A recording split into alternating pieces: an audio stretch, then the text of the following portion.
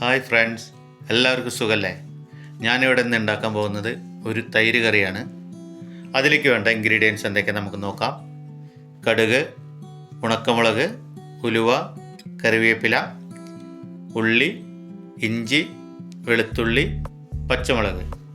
ഇതെല്ലാം നമുക്ക് ചെറുതായി അരിഞ്ഞെടുത്ത് ഒരു പ്ലേറ്റിലേക്ക് മാറ്റി വയ്ക്കാം.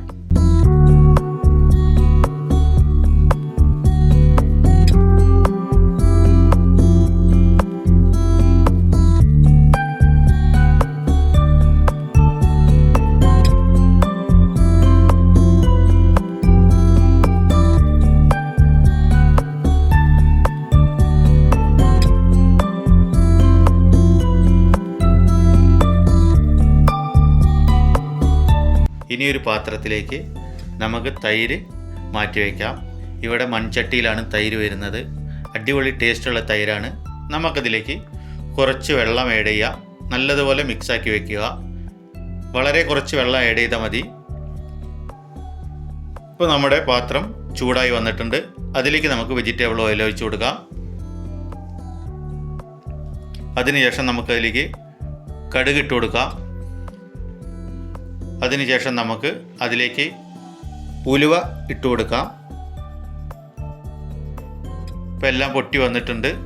നമുക്കതിലേക്ക് മറ്റുള്ള ഇൻഗ്രീഡിയൻസ് എല്ലാം 1 by 1 ആയി ചേർത്ത് കൊടുക്കാം. അരിഞ്ഞു വെച്ച ഉള്ളിയും ഇഞ്ചിയും വെളുത്തുള്ളിയും എല്ലാം ചേർത്ത് കൊടുക്കാം. നല്ലതുപോലെ ഒന്ന് മിക്സാക്കുക. അതിനുശേഷം നമുക്ക് ഉള്ളി ചേർത്തതിന് ശേഷം നമുക്കതിലേക്ക് കുറച്ച് ഉപ്പ് ആഡ് ചെയ്യണം. ഉപ്പ് ആഡ് ചെയ്ത് നല്ലതുപോലെ മിക്സാക്കി വയ്ക്കുക.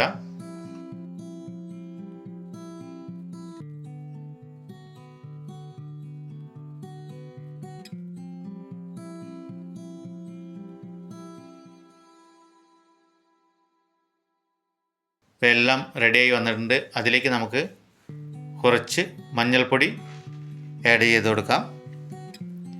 മഞ്ഞൾപ്പൊടിയെല്ലാം നല്ല മിക്സ് ചെയ്യുക. ഇപ്പോൾ മഞ്ഞൾപ്പൊടിയുടെ പച്ചമണമെല്ലാം മാറി വന്നിട്ടുണ്ട്. ഫ്ലെയിം ഓഫ് ചെയ്ത് അതിലേക്ക് തൈര് ഒഴിച്ചു കൊടുക്കുക. നല്ലതുപോലെ മിക്സ് ചെയ്യുക. ഇപ്പോൾ നമ്മുടെ തൈര് കറി ഇവിടെ റെഡിയായി വന്നിട്ടുണ്ട്. എല്ലാവരും ഒന്ന് ട്രൈ ചെയ്യണം, കമൻറ്റ് ചെയ്യണം. ഞാൻ ഇനി പുതിയൊരു വീഡിയോയുമായിട്ട് വരാം. Thank you for watching.